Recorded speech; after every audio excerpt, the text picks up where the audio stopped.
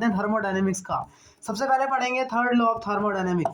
Third law of thermodynamics क्या कहता है, जैसे जैसे आप टेम्परेचर ऑफ सिस्टम को जीरो करते जाते हो, जैसे जैसे सिस्टम अप्रोचिंग्स टू एब्सोल्यूट ज़ीरो, उसकी जो एंट्रोपी होती है वो उस क्रिस्टल की वो जीरो की तरफ अप्रोच करती है। इसी को ही हम थर्ड लॉ ऑफ थर्मोडायनेमिक्स कहते हैं। According to third law, it is impossible to reach zero kelvin. किसी भी ऑब्जेक्ट की, किसी भी क्रिस्टल की टेम्परेचर जीरो केल्विन रीच करना is totally impossible. It provides a reference point for absolute entropy. It helps us in the calculations of absolute entropy of a substance. ये हमारी entropy को कैलकुलेट करने में एक सहायता प्रदान करती है। It fails for imperfect crystals and amorphous solids के लिए ये क्या है, फेल्ड है।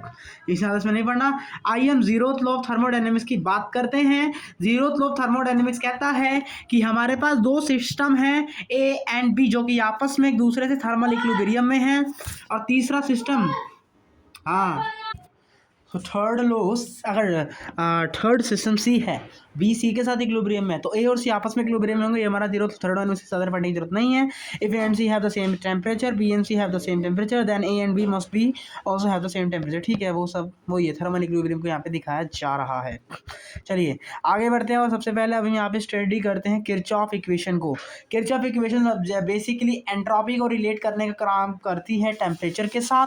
तो किरचॉफ इक्वेशन कहती क्या है, let's see, he entropy at temperature T2 and entropy at temperature T1 plus integration T1 से T2 डेल्टा Cp dt के बराबर होता है। मतलब दूसरे सिस्टम की, मतलब उस ऑब्जेक्ट की T2 टेम्परेचर पर जो एंथैल्पीज होगी वो basically delta T1 plus integration of T1 T2 delta Cp by delta T के बराबर होगी। अब जैसे एक क्वेश्चन है, इस क्वेश्चन को करने का ट्राई करते हैं। Just see the enthalpy of the formation of carbon monoxides at 298 kelvin is minus 100.5 kilo joule per mole given है। ये CP of carbon dioxide, CP of carbon, CP of oxygen.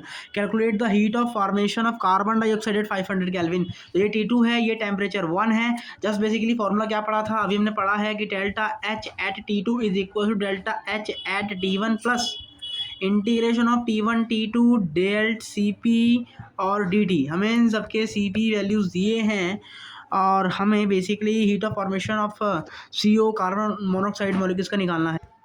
सबसे पहले क्या करेंगे, आप यहाँ पर देखो हीट ऑफ फॉर्मेशन दिया है T1 पर, Cp निकालेंगे। डेल्टा Cp कैसे निकालेंगे, कार्बन मोनोऑक्साइड बनती कैसे, कार्बन प्लस ऑक्सीजन से मिलती है कार्बन डाइऑक्साइड। डेल्टा Cp कैसे निकालेंगे, इनिशियल माइनस फाइनल करके। तो इनिशियल क्या है, इन दोनों का सम है, उन दोनों का सम कर देंगे, फिर उसको इसमें से माइनस कर देंगे, फिर वहाँ से एक वैल्यू आएगी जिसको हम Cp का वैल्यू बोलेंगे, उसको मल्टीप्लाई कर देंगे डेल्टा T से।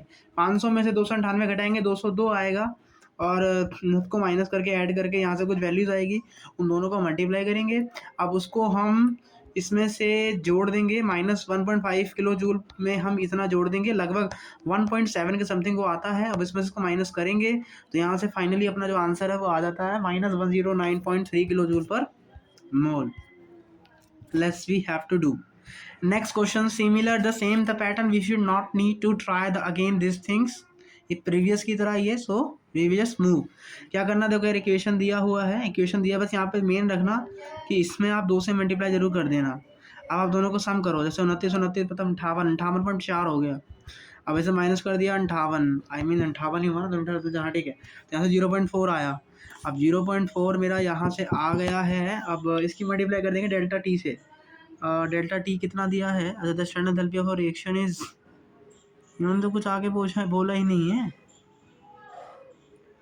यार।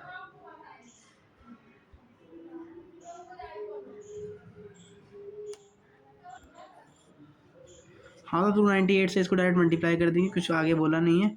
तो 8 चक 32, 8 9 3 39 4 8 11 1192 0.0 गया, 3 0 लेके 0.1 के समथिंग, तो उसको उसमें से माइनस कर देंगे। तो जस्ट बेसिकली 180.5 के समथिंग आ रहा है, मतलब लाइटली टू यही आ रहा है अपना इसका आंसर। ठीक है, ऐसे ही अपने को यहाँ भी करना है और ऐसे ही अपने को यहाँ भी करना है। किरचॉफ के ज़्यादा क्वेश्चन करने की ज़रूरत नहीं है। हमने कर लिए, इससे ज़्यादा कुछ नहीं करना है इसमें। चलिए आगे बढ़ते हैं। अब हम यहाँ आगे बढ़ते हैं, 1 घंटे के अंदर पूरा चैप्टर फिनिश हो जाएगा। बॉम्ब कैलोरीमीटर, हम देखो हर बार आगे से रिवीजन चालू करते हैं तो वो तो हमारे ऑलरेडी इम्प्रूवेबल होते हैं, लेकिन इस बार पीछे से चालू किया है। अब जब वीडियो स्टार्टिंग करेंगे, एक बार पीछे से एक बार आगे से, that is good. Bomb calorimeter, bomb calorimeter में है क्या? टूरिंग कंबस्टन एनर्जी, कंबस्टन दहन के समय जो एनर्जी रिलीज होती है उस एनर्जी का यूज़ करना, मतलब टेम्परेचर बढ़ा देना कंपाउंड्स का, वो बॉम्ब कैलोरीमीटर है। तो energy observe by bomb and water, ये स्टीनर होता है, ये ऑक्सीजन गैस रिलीजर होता है, ये बॉम्ब होता है और ये कंपाउंड होता है। बेसिकली ये थर्मामीटर लगा होता है जो कि इसके टेम्परेचर को नापता रहता है। तो बॉम्ब कैलोरीमीटर में जो एनर्जी रिलीज होती है वो आपकी Q बराबर C डेल्टा T होती है। C आपका हीट कैपेसिटी होता है कैलोरीमीट्री का। हीट कैपेसिटी पता है ना, ये specific heat at a constant pressure temperature वाली ही है, मतलब C बता रहा है बेसिकली। तो specific heat capacity of calorimeter, not specific but only heat capacity, specific तो S होती है। डेल्टा यू बराबर माइनस क्यू बाई एन होगा। डेल्टा यू इंटरनल एनर्जी है जो कि release energy by bomb calorimeter divided by number of moles of substances. और अगर आपको एंथैल्पीज कैलकुलेट करनी है तो डेल्टा एच बराबर delta U plus delta N G R T होगा, बिकॉज केमिकल रिएक्शन है। तो यहाँ पर एन आर पी बी या पी डेल बी या एन आर टी के जब यूज़ करते हैं N G R T and delta N G, तो मोल्स ऑफ गैस यहाँ पे बेसिकली ट्रीट करते हैं। जस्ट लाइक अगेन हम यहाँ पे एक बार शॉर्ट समरी देखते हैं। The short summary is just saying to us that कि अगर आपके पास बॉम्ब कैलोरीमीटर है तो वो कितनी एनर्जी को रिसीव करेगा। If you have a bomb calorimeter then they will receive the energy of एक मिनट, then they receive the energy of Q is equals to n times of V, I just a mistake, Q बराबर CP होता है। CP delta T के something ही वो जो है वो एनर्जी को रिलीज करेगा। तो Q बराबर NC delta T, I mean एक बार याद नहीं है, और C delta T, number of moles नहीं, C डेल्टा T। Q बराबर क्या होगा? C डेल्टा T, उसका जो इंटरनल एनर्जी होगा वो Q अपॉन N के बराबर होगा। ये number of moles of substances हैं। अगला अगर एंथैल्पी निकालनी है that would equals to internal energy plus delta N G R T के जो है बराबर होगा। तो is this your bomb calorimeter. चलिए अब क्वेश्चन फटाफट करते हैं, समय कम है, 1 आवर के अंदर पूरा चैप्टर फिनिश अप करना है। सारे एक ही जैसे क्वेश्चन हैं, हम ये सारे क्वेश्चन करेंगे नहीं, सिर्फ 2-4 ही करेंगे क्योंकि हम काफ़ी बार कर चुके हैं वैसे भी। चलिए ये एक बार सॉल्व ही देख लेते हैं। देखिए एक सैम्पल है, एन ऑक्टेन है, ऑक्टेन है, ठीक है, उसका वेट दिया है, number of moles of substance चाहिए। तो सब्सटेंस में सिर्फ अपना यही है, तो मोल्स कैसे निकालेंगे?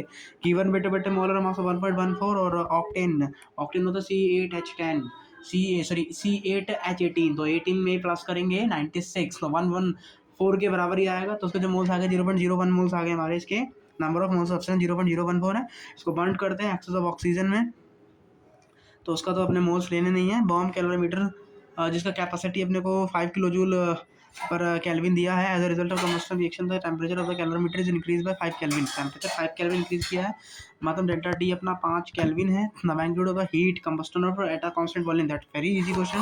कांस्टेंट वॉल्यूम CV लेना, तो CV लेना तो CV डेल्टा टी हो जाएगा।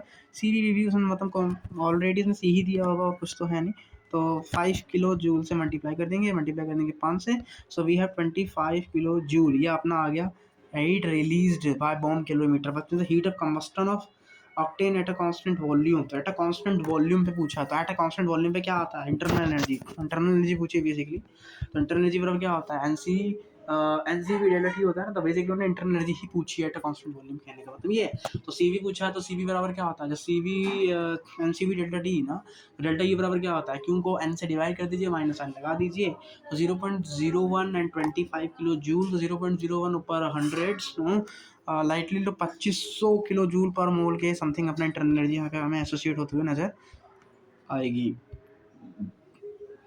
ये क्वेश्चन है, 0.3 ग्राम ऑफ इथेन है, अंडरगोस कंबस्टन करते हैं 27 डिग्री सेल्सियस पर। बॉम्ब कैलोरीमीटर में the temperature of a calorimeter system including the water is found to be rise 0.5 है। Heat evolve during combustion of ethane at a constant pressure, constant pressure मतलब delta H पूछा है। तो उन्होंने delta H पूछा तो पहले क्यों निकालें? क्यों बराबर C डेल्टा टी होता है, तो सब हमें पता ही है। फिर डेल्टा यू निकाला, और डेल्टा एच बराबर क्या होता है? डेल्टा यू प्लस में NGRT, तो delta N G moles of gas निकालेंगे, रिएक्शन पूरा लिखना पड़ेगा। मोल्स ऑफ गैस 2.5 आ गया माइनस में, सारी वैल्यू पुट करेंगे, that is would be answer our. ठीक है, तो बर्म कैलोरीमीटर के ये फटाफट आंसर्स हमारे यहाँ पे हो गए। ठीक है, दैट्स डन, इससे ज़्यादा नहीं करना है बर्म कैलोरीमीटर। अब हमारे वो टॉपिक चालू होते हैं जो हमारे सिलेबस में भी हैं और जहाँ से क्वेश्चन आने की संभावना भी बहुत ज़्यादा है। चलिए, हम काफ़ी कर भी चुके हैं। चलिए, तो क्वांटिटेटिव एस्टिमेशन करते हैं एंट्रोपी का। एंट्रोपी चेंज ऑफ सिस्टम क्या होती है? किसी भी सिस्टम का जो एंट्रोपी चेंज होता है that would equals to delta S of system is equals to integration of D S. और डी एस बराबर क्या होता है?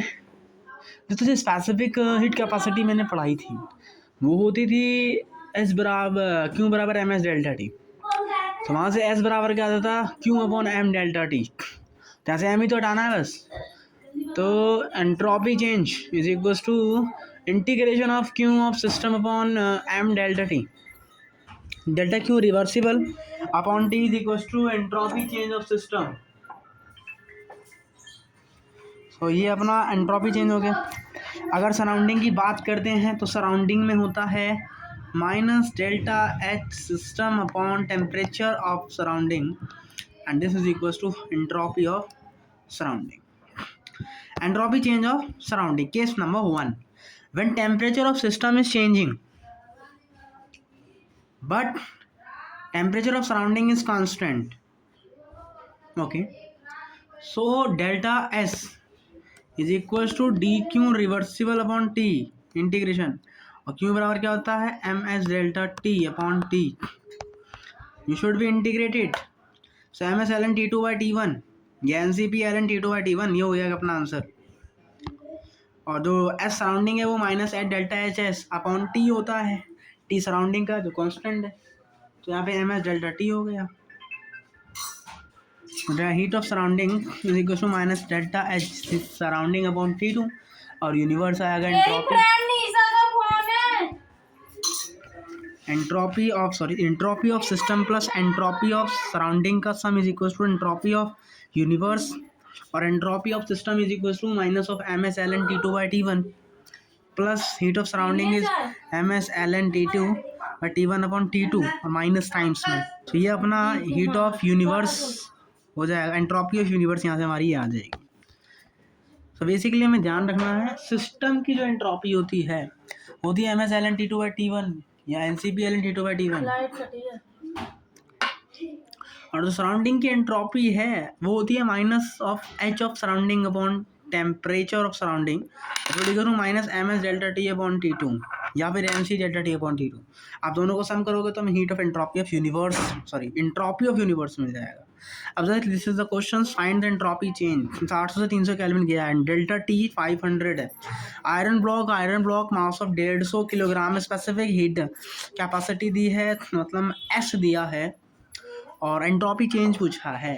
तो कुछ और पूछें तो एंट्रोपी चेंज डेल्टा एस बराबर क्या होता है? Integration of D Q reversible upon T T that would do delta S बराबर M S L N T two by T one. तो 800 अपॉन 300 मतलब 8 अपॉन 3 ओके। 2 के बराबर 3 मतलब 3 इंटू 0.3 मतलब 0.303 मतलब इंटू 3 0.909 माइनस में 0.48 के समथिंग।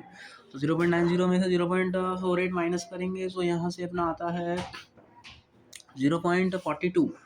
तो इसको सॉल्व करने पे 0.42 आ जाएगा, माइनस का प्लस का जो भी आए।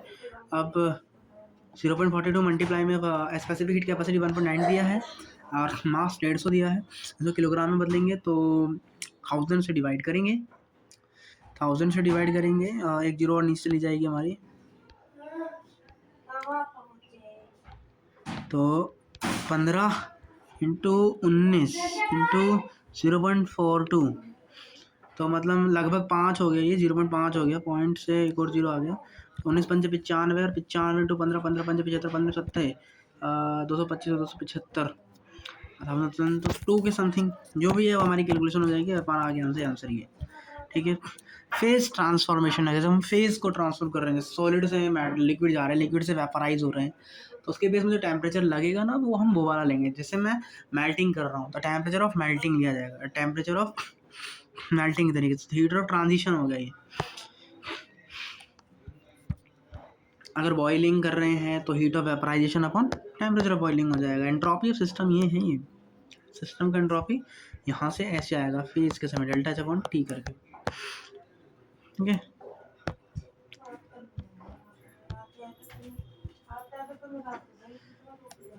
ये है हीट मेल्ट ऑफ वन, मतलब हीट ऑफ फ्यूजन है ये, ठीक है। और एंट्रोपी चेंज दिया है 1 एटीएम है। मेल्टिंग पॉइंट पूछा है, so melting point is equal to temperature 30.4 into 10⁻³ upon 8.4 ये है इंटू केल्विन। पॉइंट से पॉइंट कटा 284 से, ये एक बार में लगभग जाएगा। नियरेस्ट टाइप 1000 के समथिंग अपना ये जो आंसर पहुंचता हुआ नजर आ रहा है, 1000 से बड़ा। अब हम इसको सॉल्व करेंगे तो पता लग जाएगा। आगे बढ़ते हैं। देखिए आइस से मुझे वाटर भेजना है और एंट्रोपीज मुझे दी गई हैं। सबसे पहले वो लिक्विड में जाएगा 0 डिग्री सेल्सियस से, फिर उसकी हीट बढ़ना चालू हो जाएगी। सबसे पहले तो हमें हीट ऑफ फ्यूजन देना पड़ेगा। वो जो एट डेल्टा एच 1 है, फ्यूजन के समय में जो एंट्रोपी होती है that is simple delta H of fusion upon temperature of, ये फ्यूज हो रहा था फ्यूजन का ही होगा, कौन सा आएगा।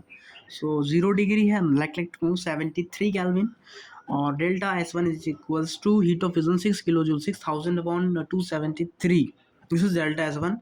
और फिर हमें दूसरे की निकालनी है, तो डेल्टा एच 2 क्या होगा, M S L N T two by T one पढ़ा है, तो फिजिक्स में भी पढ़ा है, क्यों बराबर एम एस डेल्टा टी। यही एनर्जी रिलीज हो रही है, एंट्रोपी पूछ रहा है, एंट्रोपी क्या आएगी, एम एस डेल्टा टी को टेम्परेचर से डिवाइड कर देंगे तो M S delta T upon T basically. अभी निकाला भी तो N C P L N T two by T one था, या M S L N T two by T one था, तो N C P C P दिया तो N C P L N T two by T one हो जाएगा।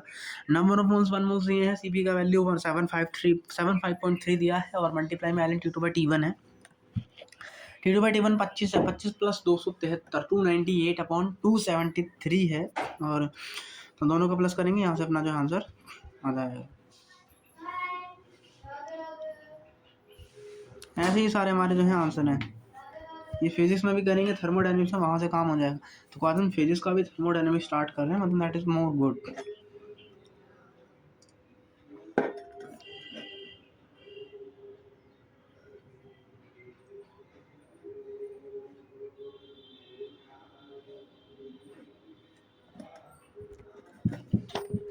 N ideal gas undergoing a process, अगर एक आइडल गैस है और उसमें हमें निकालनी है एंट्रोपी ऑफ सिस्टम, तो वो सिंपल है N R L N V two by V one plus N C V L N T two by T one.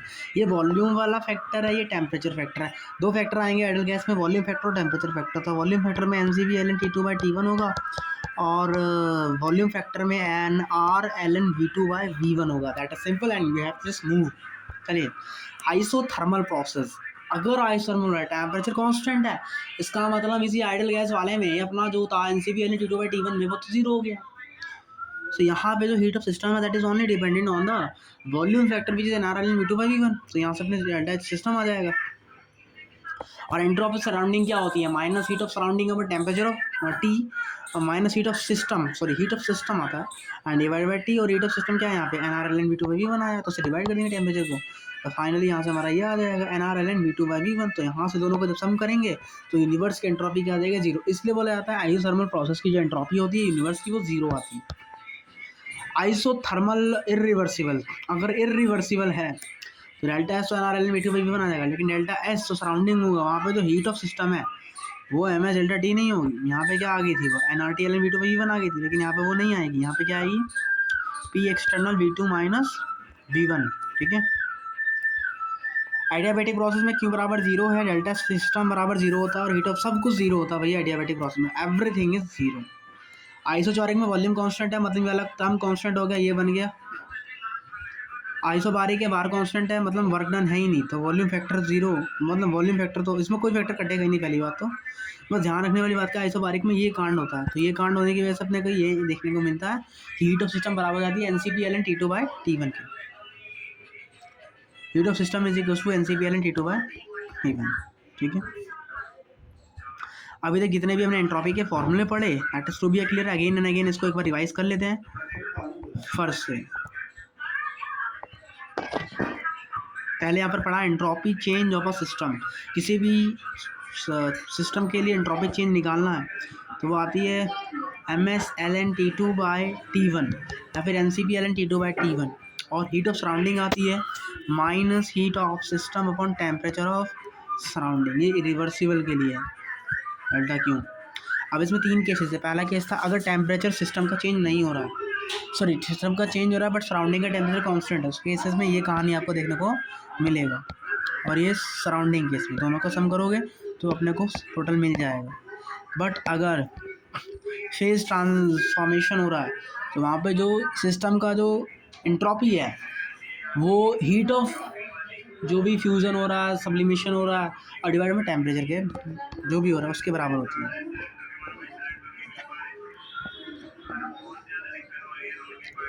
N ideal gas undergoing a process, अगर एक आइडल गैस प्रोसेस कर रही है तो उसके केसेस में जो एंट्रोपी चेंज आता है सिस्टम का वो क्या आता है, NR/Ln/V2। इसमें वॉल्यूम फैक्टर भी आता है और टेम्परेचर फैक्टर भी आता है, NR/Ln/V2/V4 और NCV/Ln/T2/T1, ठीक है।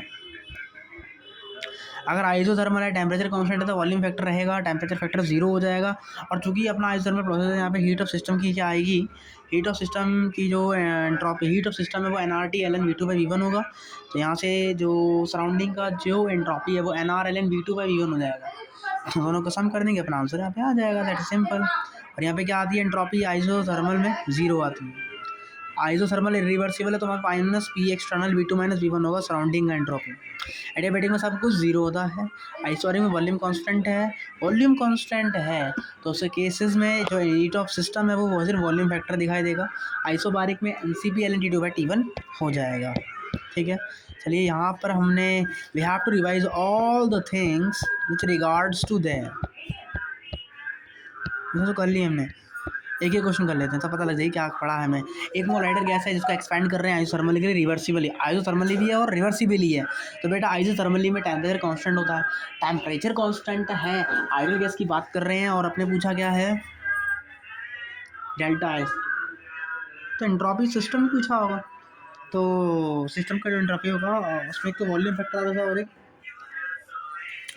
वॉल्यूम फैक्टर आता था और एक टेम्परेचर फैक्टर। आइसोथर्मल में टेम्परेचर फैक्टर 0 हो गया तो यहाँ पे सिर्फ क्या लगेंगे हम, NCV/Ln/V2/V1। यहाँ एक मिस्टेक कर दिया, ये NR/Ln/V2/V1 होता है। टेम्परेचर वाला था NCV/Ln/T2/T1 बट वॉल्यूम वाले में NR/Ln/V2/V1 है। NR/Ln/V2/V1 2 आ जाएगा। Ln2 का वैल्यू 0.6 के समथिंग होता है। नंबर ऑफ मोल्स 1 है, गैस कांस्टेंट 25/3 के समथिंग है, 25 नहीं 50 के समथिंग होगा। मतलब या तो ये है या तो ये है, क्योंकि हम यहाँ पर एंट्रोपी पॉजिटिव ही आएगा इसका आंसर। नेक्स्ट है 1 mole of an ideal gas expand freely from vacuum. Vacuum में नो हीट एक्सचेंज है, तो नो हीट एक्सचेंज है वैक्यूम में।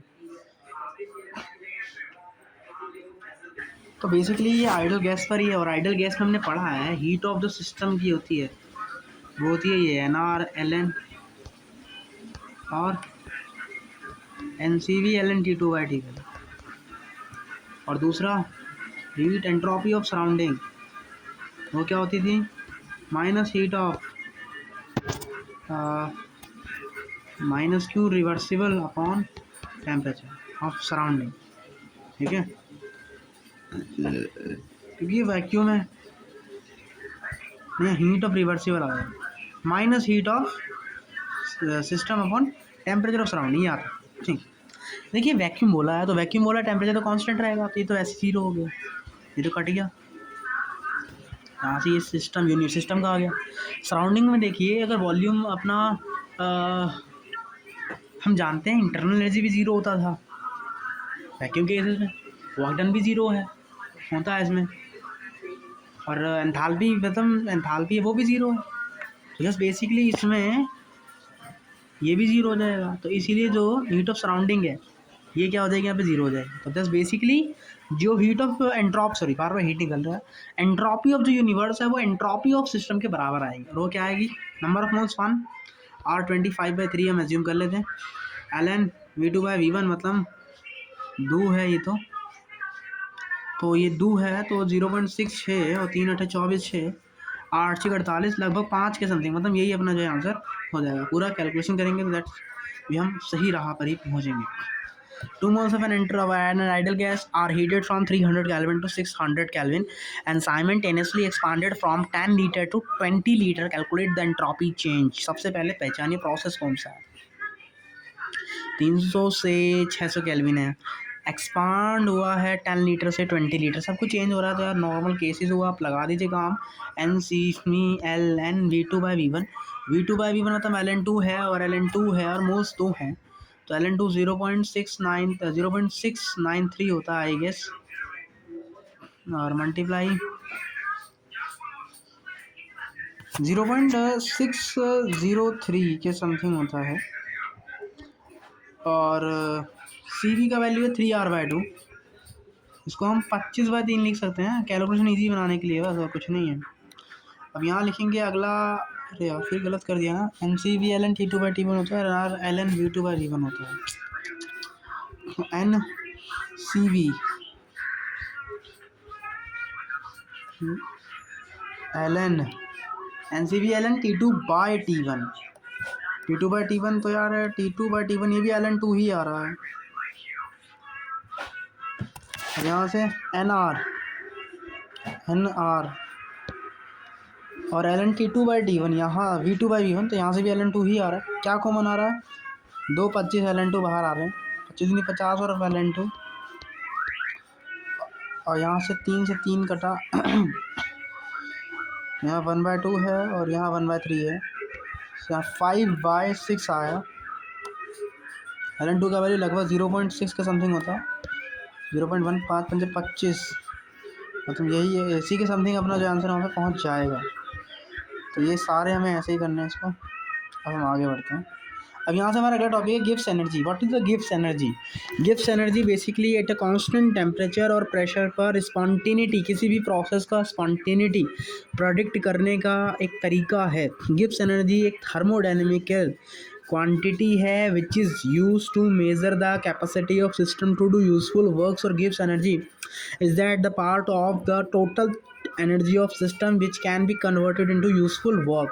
The term Gibbs energy was introduced to explain criteria of spontaneity in terms of system. Spontaneity के criteria को दिखाने के लिए we have just to use of Gibbs energy. Gibbs energy is a saying H minus T del S. Delta G बराबर होता है H minus delta T D del S, और delta H होता है एंथैल्पी और एंट्रोपी और temperature और Gibbs free energy. तो ये सब चीज़ें हमें यहाँ पे पता हैं, इसके बारे में पढ़ ली हैं, ये भी पढ़ेंगे, ठीक है, कोई दिक्कत नहीं है.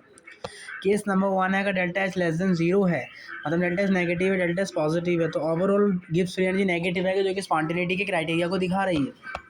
तो ऐसे सारे केस बना के हम अपने आप चेक कर सकते हैं. That is not much of the leading the high things. I just ये हमें याद रखना है. Relation between delta G node and के इक्विवेलेंस. एट इक्विलिब्रियम पर जो डेल्टा जी नोड होता है, जब डेल्टा जी 0 होगा तो उसके केसेस में ये minus R T L N K equilibrium के बराबर होता है. याद होता है, याद भी delta G naught is equal to minus R T L N K equilibrium. I hope this will be a revise.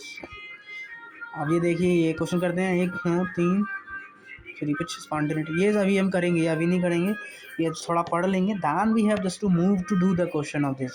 बाकी यू हैव टू सी हम कितने पेज तक निपटा चुके हैं अभी देखेंगे. चलिए पहले ये क्वेश्चन कर लेते हैं.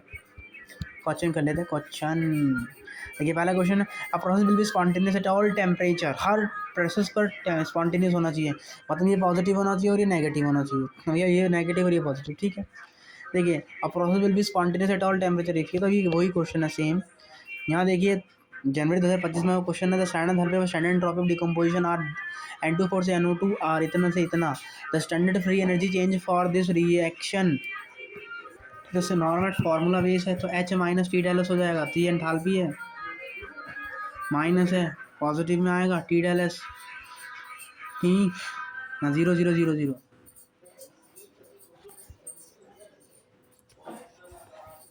डेल्टा जी बराबर होता है delta H minus T del.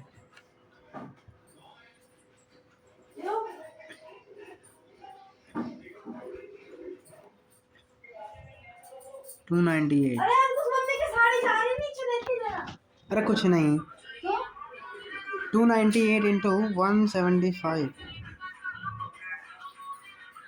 अब मल्टीप्लाई करके माइनस करना है बस. कर लेते हैं वाला क्वेश्चन.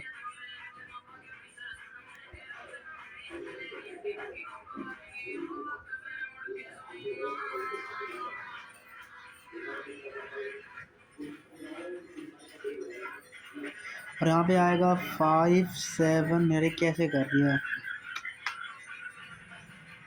8 9 2 0 6 8 4 12 8 1 9 9 2 11 31,009,260 31 है ना, 23 यार क्या है। ठीक है, कैलकुलेशन एरर होगा, करना है चाहिए, आगे बढ़ते हैं। अब ये देखिए, ये क्वेश्चन अच्छा लगता है, अप्रैल में आया हुआ क्वेश्चन है, एक बार फिर से इसको रिवाइज करेंगे, ऐसा नहीं है। जो the following graph correctly represent the variation of thermodynamic property of Haber process. Haber process पता ही होगा, अमोनिया गैस का बनना N2 + 3H2 + NH3। Okay, catalyst भी हैव यूज, लोहा हम यूज़ करते हैं कैटलिस्ट में उसको प्रोसीड करवाने के लिए। ओके ठीक है, तो उसमें तो हमें देखना नहीं है। तो देखिए, हैबर प्रोसेस थर्मोडायनेमिकली फेवर है, तो एक्सोथर्मिक में हीट रिलीज होगी बेसिकली, सो स्पॉन्टेनिटी आनी चाहिए बेसिकली।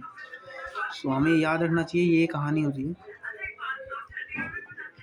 अब देखिए, मतलब डेल्टा एच तो नेगेटिव होना चाहिए, डेल्टा एच पॉजिटिव होना चाहिए, entropy will be a positive, delta H should be a negative and gives free energy be a negative. तो सब में तो डिक्रीज ही हो रही है गिव्स फ्री एनर्जी। देखिए इसमें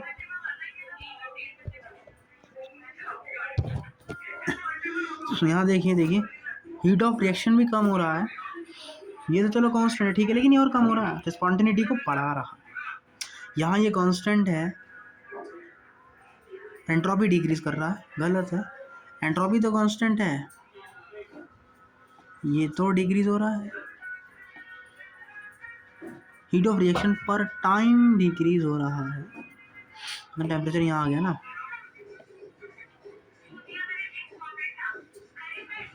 और यहाँ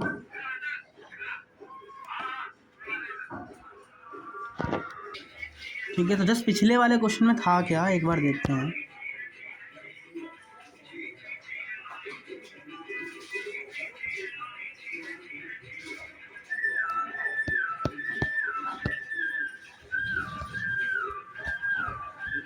हाँ, तो इस क्वेश्चन में था क्या, देखिए वो पूरा लिख लो ना, फॉर्मूला टेम्परेचर से डिवाइड कर दो एक बार,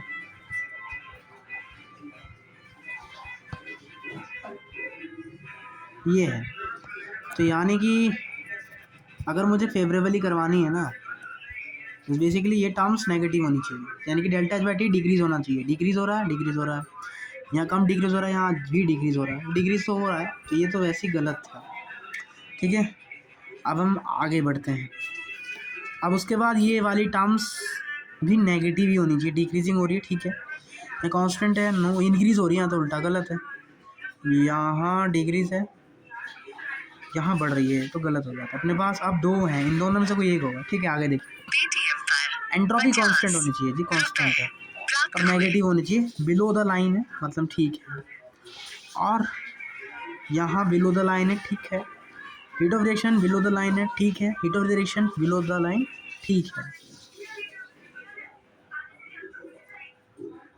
बट यहाँ देखिए ये माइनस वाली चीज़ है, minus delta H not are delta T है। ओके, यानी कि अगर माइनस से मल्टीप्लाई करें हैं तो ये कहानी है, तो इसका मतलब इस वाली वैल्यू को ज़्यादा होना पड़ेगा, ये वाली वैल्यू ज़्यादा कब आएगी, जब ये स्टार्टिंग से ज़्यादा होगी, इसलिए option number 1 is your correct answer. ठीक है, आगे ये बढ़िया क्वेश्चन है, अच्छा ही है। 2026 के क्वेश्चन अभी हम करेंगे जब हमें मार्केट में मिल जाएंगे। चलिए आगे बढ़ते हैं, अभी जब मंजिल आएगी तो वहाँ से करेंगे, कमबैक वाली जो आ रही है उन्हीं के नोट्स निकालेंगे और करेंगे जैसे कर रहे थे। अभी किस बार स्टार्टिंग से रीड करते हैं। थर्मोडायनेमिक्स में 3 पार्ट में है, ये तो हमने ख़त्म कर दिया, अभी 2 बचे हैं। फर्स्ट लो थर्मोकेमिस्ट्री का भी पार्ट आधा ख़त्म ही कर दिया। सिस्टम क्या है, जो इसके अंदर ऑब्जर्वेशन का हम देख रहे हैं, सराउंडिंग है उसके सामने चारों तरफ का जो भी है पर्यावरण, सिस्टम का सराउंडिंग है, बाउंड्री जो रियल भी हो सकती है, इमेजनरी भी हो सकती है। एडियाबैटिक मतलब सिस्टम हीट का लेन देन नहीं होना, पिस्टन रिजिड है, पैरामेबल और इम्पैरामेबल मास सेक्शन अलाउ करना, मास सेक्शन को नॉट अलाउड करना। इस normal question we had not need to try to give the any of the time of a system जिसमें से किसी का भी चेंज ना हो, क्लोज सिस्टम जिसमें से मास का चेंज हो, आइसोलेटेड किसी का भी मतलब मास का चेंज ना हो, इसमें दोनों का ही चेंज ना हो। ठीक है, यूनिवर्स एक आइसोलेटेड सिस्टम है। इंटेंसिव और एक्सटेंसिव प्रॉपर्टी क्या है, वो वाली प्रॉपर्टी जो कि मास पे डिपेंड करती हैं, वो अपनी इंटेंसिव होती हैं, और जो मास पे डिपेंड नहीं करती, और उल्टा बोला, जो मास पे डिपेंड नहीं करती वो इंटेंसिव होती है, जो मास पे डिपेंड करती है वो एक्सटेंसिव होती है।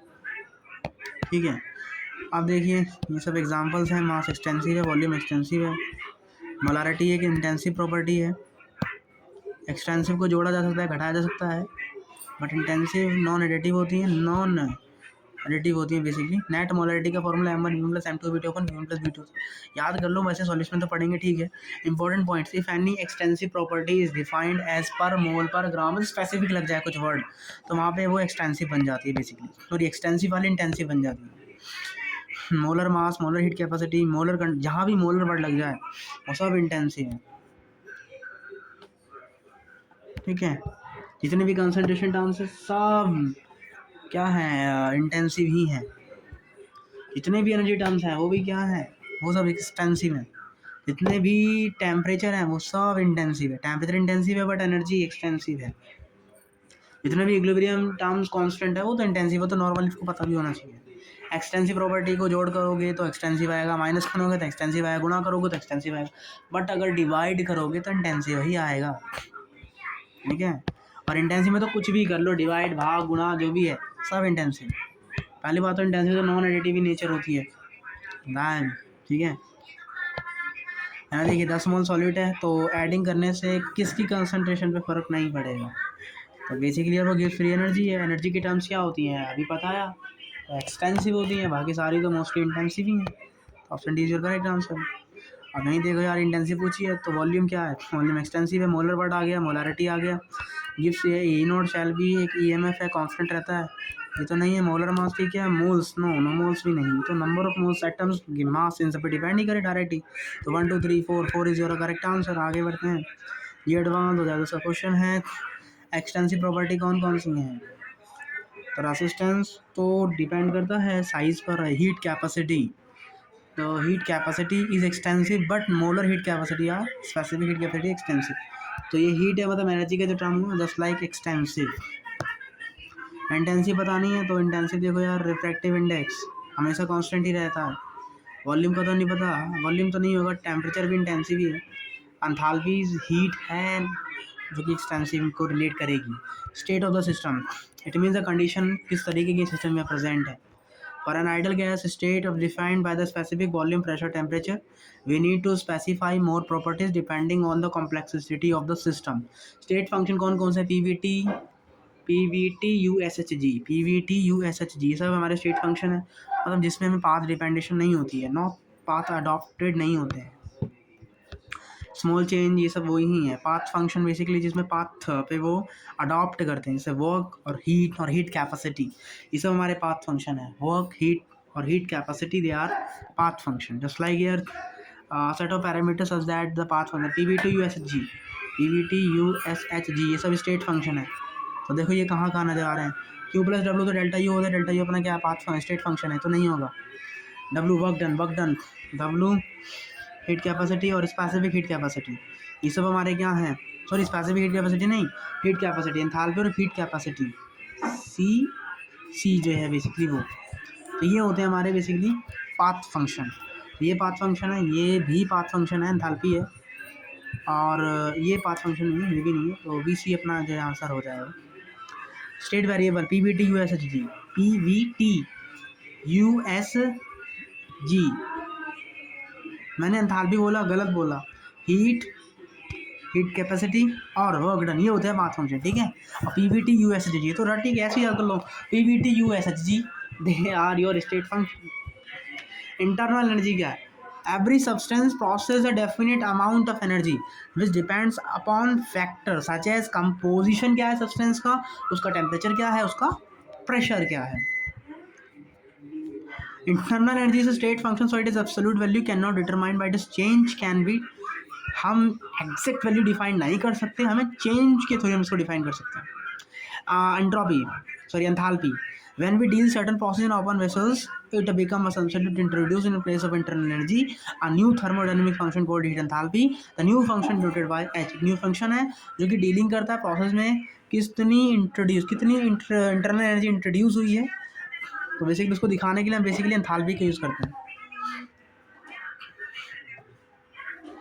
एंथैल्पी ऑफ इंटरनल एनर्जी में रिलेशन क्या है? तो याद करेंगे कि एंथैल्पी इज इक्वल्स टू, या फिर पता है delta U plus work done, और वर्क डन क्या था? पी डेल वी या फिर delta N G R T या फिर एन आर टी, बहुत सारे हैं, you should be learn of them, जितने भी हमें याद हो सके ये सारे ही पढ़ लिए हैं, ठीक है। N R delta T for work done for you, ये मोल्स ऑफ गैसेस से निकालते हैं, आपको ध्यान देने की जरूरत नहीं है, काफ़ी क्वेश्चन ऐसे किए हुए हैं।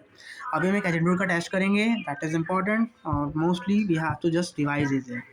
Delta H vaporization, delta H internal energy पूछा है, तो डेल्टा एच में तो delta N G R T delta पूछा है, तो N G R delta T पूछा है, तो N G number of moles of gases अगर नहीं दिए हैं तो you should be taking a one. अच्छा देखो, तो वन ही है बेसिकली भी यहाँ पे, और एन जी आर 25/8.31 और जूल 373, तो यहाँ से अपना जो आंसर आ जाएगा।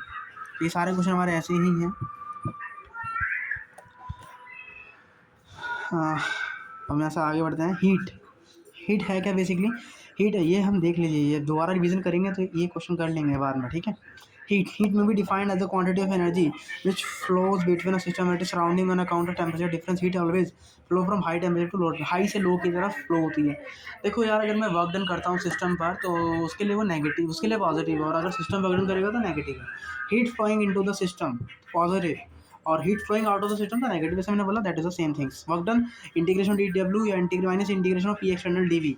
एक्सपांड हो रहा है तो constant gas is expanding, compress which is compress the gas, constant minus P external V delta V, और ये सब पता है, ठीक है। साइन कन्वेंशन वही है, work done by the system is negative, work done on the system is positive, ठीक है। Hidden work both dynamic form of nature, मतलब दोनों एक साथ एग्जिस्ट करते हैं, and both appear on the boundary phenomena है, सिस्टम सराउंडिंग बाउंड्री फेनोमिया है, और ये सब चीज़ें हमने यहाँ पे देखा है, ठीक है। देखिए हमें याद रखना है, एक एटीएम में 101.3 जूल होते हैं एक एटीएम लीटर में, और एक बार लीटर में 100 जूल होते हैं। देखिए आइडल गैसेस को एक्सपैंड कर रहे हैं 1 लीटर से 10 लीटर के अगेंस्ट कॉन्सेंट्रेशन है, पी एक्सटर्नल कांस्टेंट प्रेशर है, पता में डेल्टा वी लगेगा बेसिकली, तो 9 हो जाएगा, तो 9 इंटू 1 तो that is a bar litre, मतलब 900, that is a minus 900 joule आ जाएगा। आंसर क्लोजर में पूछा था -0.90 आंसर, बाबा आंसर ये हो गया। Work done minus P external V delta we होता है, ठीक है। Thermodynamics process, state followed by the system to change its state is called a process. One is isothermal, जिसमें temperature constant हो, चाय नहीं पीते ना पड़ते। Isothermal expansion, सब ग्राफ्स हैं। Isochoric temperature constant, increase in temperature, decrease in temperature. Isobaric V1 T1 V2 by T1 T2, basically temperature increase करना, टेम्परेचर का डिक्रीजिंग होना। एडियाबेटिक में हीट का कांस्टेंट होना। साइक्लिक प्रोसेस में साइक्लिक ट्रैपिड होना, सब कुछ जीरो हो जाना, सब कुछ zero, everything is PVT SHG, everything is zero. Work done हो, कुछ भी हो, सब कुछ, बट वर्क डन और क्यू नेट, मतलब जो पाथ फंक्शन है वो नहीं होंगे जीरो, बाकी सब जीरो हो जाएंगे, ठीक है। तो इसे क्यू नोट और वर्क नेट नॉन जीरो है, बाकी सब जीरो हो गए। देखो यार यहाँ पे तो सब जीरो ही है, तो इसमें क्या ही है, सब बराबर ही है। ये सारे क्वेश्चन ऐसे कर लेते हैं। एक ideal gas undergoes the process on ना PV diagram to BT diagram, PV है। यहाँ देखते हैं तो वॉल्यूम क्या कांस्टेंट है? प्रेशर कांस्टेंट है, प्रेशर कांस्टेंट है, तो this is your isobaric process, तो आइसोबारिक प्रोसेस है, प्रेशर कांस्टेंट है। एक में बनाते हैं कि पीवी बराबर क्या होता है, पीवी बराबर होता है एनआरटी, पी बराबर एनआरटी होता है, और अगर आइसोबारिक है मतलब प्रेशर कांस्टेंट है, तो जो स्लोप होगा that would be your n R upon P. So basically it's a constant at A to B में कांस्टेंट होगा। फिर वॉल्यूम तूने कांस्टेंट कर दिया, तो वॉल्यूम है तूने वॉल्यूम कांस्टेंट कर दिया है बे, तो pressure is directly proportional to temperature, तो मतलब वॉल्यूम के तो वो कुछ है ही नहीं, वॉल्यूम तो कांस्टेंट है, तो will be going to the constant throughout the motion, and that is easy question, do not need to be tension worry about them. Cyclic process ABC है, सो इन द एबीसी और PV diagram में work done zero होगा, because they have forming the cyclic trap, oh sorry वीडल V diagram में होता है वो, तो वीडल वी डायग्राम नहीं है, सो पहले पीवी में कन्वर्ट कर लो, या फिर आप डायरेक्ट यहाँ पे काम कर लीजिए।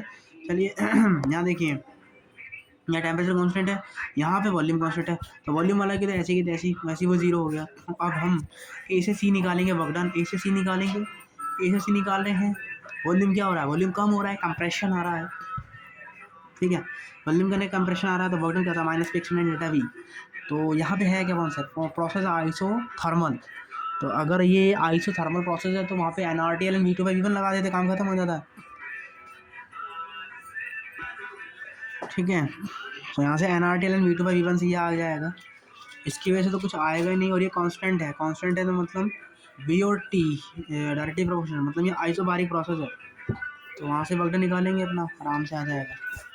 ठीक है, अभी ये भी थर्मोडायनेमिक्स लॉस पढ़ेंगे तो वहाँ से और इजीली हमें देखने को मिलेगा। ठीक है, देखिए which of the following statements are false. बाकी तो स्टेट फंक्शन गलत है, पाथ फंक्शन है, टेम्परेचर ठीक है, change in state depends on initial final state specified, works appear to the boundary, या सिस्टम ठीक है, बाउंड्री फेनोमेना है, change in the state is completely defined when initial and final state are specified. Change in state तभी तो defined होगा जब final initial के बारे में पता होगा, तो ये भी सही है और ये भी सही है, तो ये दोनों, ये तीनों सही हैं, ये गलत है। एरिया ऑफ कर्व, तो पी डेल वी का जो एरिया ऑफ कर्व है वो अपने को वर्क डन होता है, बस पी वी कर्व में ही होगा, तो half into sum of parallel sides and into the height, so this is the heart, sorry heart मतलब 6 और 8 प्लस ये और ये 10 मतलब 18, सॉरी 6 और 10 16, तो 8, तो 48। तो ये काम कर सकते हैं हमें फटाफट जल्दी जल्दी 1 घंटे में कैसे करेंगे, इतना बड़ा चैप्टर है, अभी 295 पीट ही है, तो फिर थोड़ा तो समझना पड़ेगा, मैं भी साथ में कर रहे हैं। फर्स्ट ऑफ थर्मोडायनेमिक्स, फ्लोट क्या कहता है, बोट नहीं फ्लोट, डेल्टा अभी पढ़ा थे तो हमने भी, delta H is equals to Q plus W, sorry delta U बराबर Q प्लस W, ये होता है float, first law of thermodynamics. Isothermal है तो टेम्परेचर नहीं होगा, तो डेल्टा जीरो आएगा, तो Q बराबर -W आ जाएगा। ये याद नहीं करते, हम निकाल लेते हैं एट दैट वे में, क्यों यहाँ पे जीरो होगा आइडियाबैटिक में, इतना याद रख सकते हो आप। आइसोबैरिक आइसोचोरिक में वॉल्यूम कांस्टेंट है, वर्क डन होगा ही नहीं, तो ये आ जाएगा यहाँ पे। ठीक है, चलिए हीट कैपेसिटी क्या है 1 डिग्री बढ़ाने के लिए जो हमें काम करना पड़ेगा ना, वो हीट कैपेसिटी है, और C बराबर होता है dQ/dt बेसिकली, सिंपल, और Q बराबर mS/T होता है, सिंपल। मोलर हीट कैपेसिटी तो Q बराबर mc/T, याद कर लो बस, सिंपल। अब एट ए कांस्टेंट प्रेशर पर है तो Cp, at a constant volume पर है तो Cv और Cp।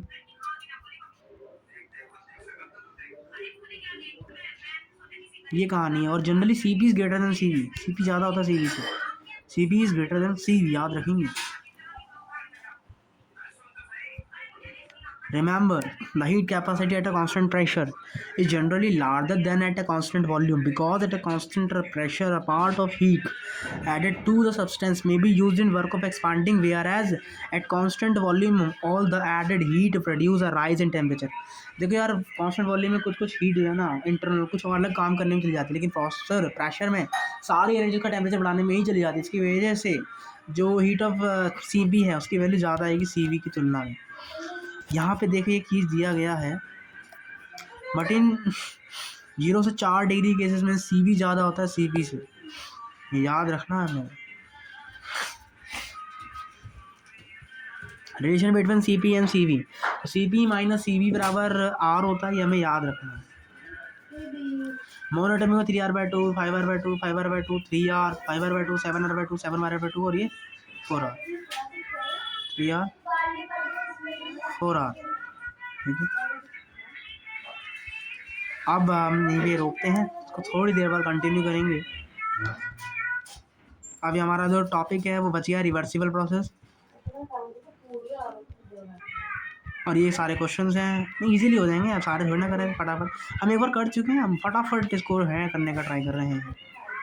और इसके बाद जब फिजिक्स को पढ़ेंगे तो that I not need to take the much of the times. उसके बाद थर्मोकेमिस्ट्री आएगी, उसको से आधा घंटा पाओ।